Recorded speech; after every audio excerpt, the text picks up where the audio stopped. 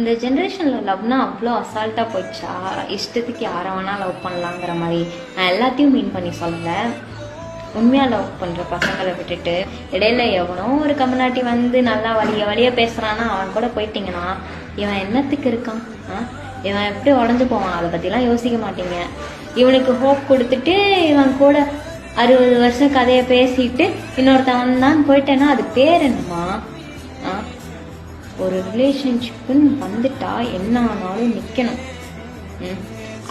ஏமாத்துற மாதிரி உனக்கு ஒரு மைண்ட் செட் இருந்துச்சு, நீ வேற ஒருத்தன் கூட போனேன்னா அந்த மைண்ட் செட்ல இருக்க பையனை நீ லவ் பண்ணிருக்கணும். இவன் ஒழுகி நீ தான் வேணும்னு அழைஞ்சாங்கல்ல, அப்படி இருக்க பையனை ஏமாத்திட்டு பாரு இவனை விட்டுட்டு நீ போயிருக்கேனா உனக்கு மிளகா அரைச்சு விடுவான்ல அவன், அப்ப தெரியும் இவனோட வேல்யூ.